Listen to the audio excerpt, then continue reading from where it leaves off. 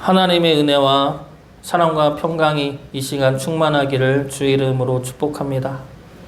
오늘 읽은 말씀은 짧은 말씀이지만 믿는 이들에게, 믿는 우리들에게 많은 힘과 위로가 되는 말씀입니다. 로마서 8장 전체가 우리 믿는 이들에게 위로가 되는 말씀이지만 오늘 말씀부터 이어지는 말씀들 역시 특히나 큰 힘이 되는 말씀이고 또 많이들 알고 좋아하는 말씀들입니다. 로마서 8장에서 설명하는 믿는 우리들은 어떠한 자들입니까? 우리는 성령님이 함께 하심으로 인해 하나님의 양자된 자들입니다. 그리고 하나님의 영광에 이를 때까지 성령님의 도우심을 따라 사는 이들입니다. 그리고 하나님 안에서 우리는 안전한 자들입니다. 이 안전에 관한 말씀이 오늘 읽은 말씀부터 8장 끝까지의 말씀입니다. 이 안전은 세상적인 성공이나 육신의 안전을 이야기하는 것이 아닙니다. 이 안전은 우리를 향한 하나님의 사랑이죠.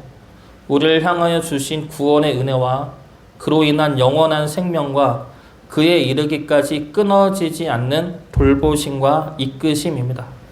다시 말해 오늘 말씀부터 말하는 안전은 하나님과의 관계에 대한 안전입니다. 이것은 끊어질 수 없는 안전한 관계를 의미하죠. 부모와 자녀 간의 관계는 끊어질 수 없는 관계입니다. 일반적인 부모라면 자녀가 무슨 짓을 해도 부모로서의 관계를 포기하지는 않습니다. 자녀도 그걸 알기 때문에 부모에게는 편안하게 대하죠. 하나님과 우리와의 관계는 이보다 더 깊고 흔들림이 없는 관계입니다. 우리가 하나님을 어떻게 보는지와 상관없이 하나님이 우리를 바라보고 대하는 것이 이렇다는 것이죠. 그 흔들림 없는 사랑과 은혜의 관계 위에서 하나님은 하나님의 일을 해 나가십니다. 우리를 향한 하나님의 뜻을 이뤄 가시는데 그 뜻을 이루는 기본 바탕이 우리를 향한 사랑이라는 겁니다. 그렇기 때문에 우리를 향한 하나님의 뜻과 역사하심은 선하고 복될 수밖에 없는 것이죠. 오늘 말씀은 3절밖에 안 되는 말씀이지만 하나님이 믿는 우리들을 어떻게 대하시고 역사하시는지가 잘 나와 있습니다. 이것은 우리를 향하신 하나님의 흔들림 없는 뜻이고 역사하심입니다. 우리를 향하신 하나님의 뜻과 보호하심이 무엇인지 오늘 말씀 통해 살펴보고 하나님 안에서 우리 또한 믿음으로 승리하는 주의 자녀 되시기를 주의 이름으로 축복합니다. 먼저 하나님은 모든 것들이 선을 이루도록 역사하십니다. 28절 말씀 보겠습니다. 우리가 알거니와 하나님을 사랑하는 자 곧 그의 뜻대로 부르심을 입은 자들에게는 모든 것이 합력하여 선을 이루느니라. 모든 것이 합력하여 선을 이루느니라 라는 이 말씀은 우리가 좋아하는 말씀이고 그리고 많이들 알고 있는 말씀입니다. 그런데 이 말씀을 볼 때 우리가 두 가지를 유념해서 보아야 합니다. 첫 번째는 선이 무엇이냐이죠. 여기서 선은 우리가 원하는 세상적인 성공이나 형통이 아닙니다. 모든 것이 나를 위해 합력하기 때문에 내가 원하는 성공을 이룰 수 있다, 내 뜻을 이룰 수 있다 라는 것은 아니죠. 성경은 우리 중심이 아니라 하나님 중심으로 보아야 합니다. 그렇게 될 때 하나님의 뜻이 무엇인지를 우리가 제대로 알 수가 있죠. 이 선도 마찬가지입니다. 우리가 생각하는 선이 아니죠. 이 선은 하나님이 원하시는 선입니다. 하나님이 원하시는 선이 무엇입니까? 우리를 잃어버리지 않는 것이죠. 우리를 잃어버리지 않고 하나님이 뜻하신 영원한 생명과 영원한 나라에 이르기까지 인도하시는 겁니다. 그래서 하나님과 우리가 완전한 선과 평안에 이르는 것입니다.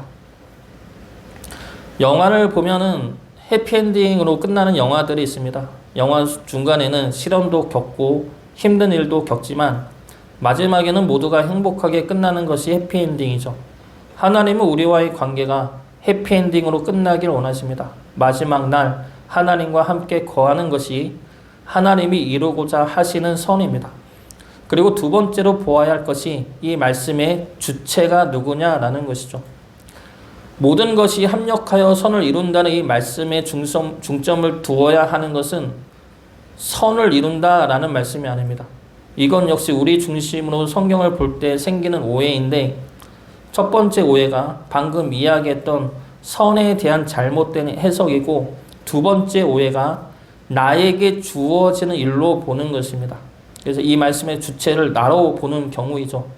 모든 것이 합력하여 나에게 선한 길을 보여줄 것이다. 나에게 선을 줄 것이다. 중심이 나에게로 보고 해석하는 겁니다. 그런데 이 말씀의 주체는 내가 아니라 하나님입니다. 28절 말씀에 그 모든 것이 라는 구절 앞에 보면은 모든 것이 합력하여 이 말씀 앞에 보면 2번이라고 작은 각주가 달린 것이 보입니다. 그리고 성경 밑에 보면 이렇게 쓰여 있죠.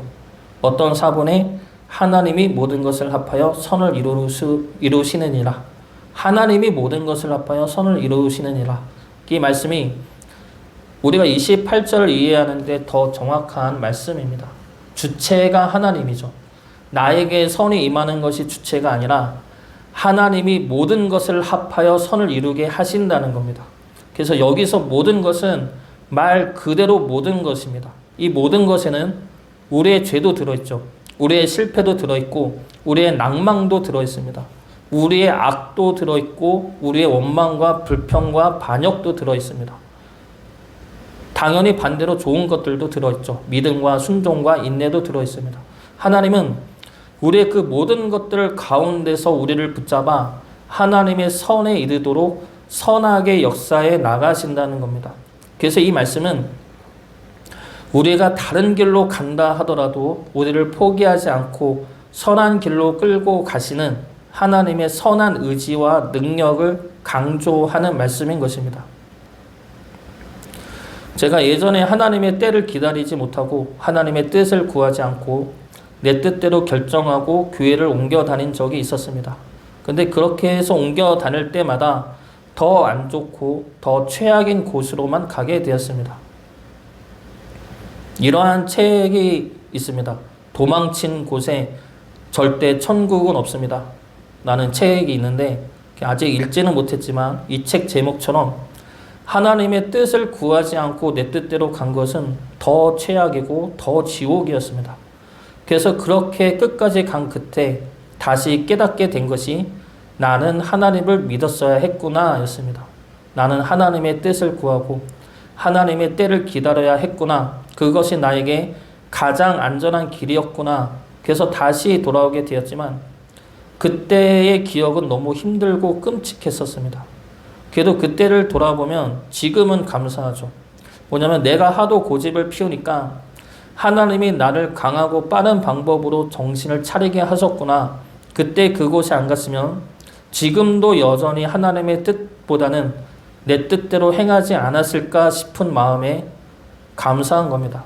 지나고 보니까 감사한 것이죠. 그리고 또 하나 감사한 것이 하나님의 선하심입니다. 매번 넘어지는 저를 하나님은 늘 언제나 이끌어 가시죠. 내가 도망치면 도망친 곳에서 다시 인도하십니다. 이것이 하나님이 선을 이루시는 방법이고 모습입니다. 하나님은 우리를 절대 포기하지 않으십니다. 우리가 고난 가운데 있어도, 우리가 낙심하여 넘어져도, 그리고 우리가 분노하여 악을 행할 때도 하나님은 우리를 포기하지 않으시고 우리가 있는 그 자리에서 언제나 가장 선한 길로 인도하여 내십니다. 그래서 끝내 선을 이루게 하십니다. 이것이 우리가 하나님 안에서 누리는 기쁨이고 감사이고 평안이죠. 우리의 모든 것을 끌어안으시어 끝내 선에 이르도록 인도하시는 하나님 안에서 평안을 누리며 믿음의 길을 걸어가시기를 주의 이름으로 축복합니다. 두 번째로 하나님은 우리를 그리스도의 영광이 되게 하십니다. 그리스도의 영광은 주님이 순종하여 이루신 하나님의 뜻이죠. 그 뜻은 우리가 하나님의 자녀가 되는 것입니다. 그래서 주님의 형제 자매가 되는 것이죠. 다시 그리스도의 영광은 주님이 순종하여 이루신 하나님의 뜻인데 그 뜻은 우리가 하나님의 자녀가 되는 것이고 주님의 형제 자매가 되는 것입니다. 29절 말씀 보겠습니다. 하나님이 미리 아신 자들을 또한 그 아들의 형상을 본받게 하기 위하여 미리 정하셨으니 이는 그로 많은 형제 중에서 맏아들이 되게 하려 하심이니라. 여기서 하나님이 미리 정하셨다라는 말씀은 예정론이 아닙니다. 하나님이 구원할 사람을 미리 정하셨다는 것이 아니라 우리를 구원할 것을 하나님이 작정하셨다는 뜻입니다. 다시 설명하면 구원할 사람을 정한 것이 아니라 구원할 것을 정하셨다는 겁니다. 이 주체가 다 하나님이죠. 이것은 하나님의 구원 의지이고 그 의지에 따라 우리가 구원을 받은 것입니다. 그리고 이 의지는 우리를 창조할 때부터 한 번도 꺾이지 않은 하나님의 의지입니다. 창세기를 보면 하나님은 우리를 하나님의 형상대로 지으셨다 말씀하고 있습니다. 하나님의 형상은 하나님의 마음이고 하나님의 성품입니다. 그리고 하나님의 성품은 사랑이죠. 그러나 죄로 인해 우리는 하나님의 형상을 잃어버렸고 하나님과의 관계가 끊어졌습니다. 그렇지만 우리를 향한 하나님의 사랑과 그에 따른 구원 의지까지 끊어진 것은 아닙니다. 그래서 예수님을 보내시어 우리를 구원하신 것이죠. 이것이 미리 정하신 우리를 향한 하나님의 구원의 의지입니다. 그러므로 우리가 잃어버린 하나님의 형상을 회복하게 하고 그로 인해 우리가 주님과 같은 하나님의 자녀가 되게 하는 것이 하나님의 뜻이라는 것이죠. 29절에 나오는 그로 많은 형제 중에서 맏아들이 되게 하려 하신다는 말씀에서 맏아들은 예수 그리스도입니다. 예수님을 맏아들이 되게 하신다면 우리는 어떻게 됩니까? 예수님의 동생들이 되는 것이죠. 예수님의 형제 자매가 되게 하신다는 겁니다. 이것이 창세 전부터 지금까지 작정하시고 변함이 없으신 우리를 향한 하나님의 구원 계획이라는 겁니다. 그리고 하나님의 이 구원 의지는 지금도 흔들림 없이 우리를 향하여 행하고 계십니다. 이것은 우리가 구원을 바라고 열심을 내는 것보다 우리를 향한 하나님의 구원 의지가 더 크다는 것이고 그 구원의 의지가 꺾이지도 않는다는 겁니다. 우리가 주님을 믿었다가 돌아설 수가 있습니다. 세상적으로 방탕하게 놀다가 다시 돌아올 수도 있습니다. 그리고 그렇게 돌아와서도 실패하고 넘어져서 낭망할 수도 있습니다.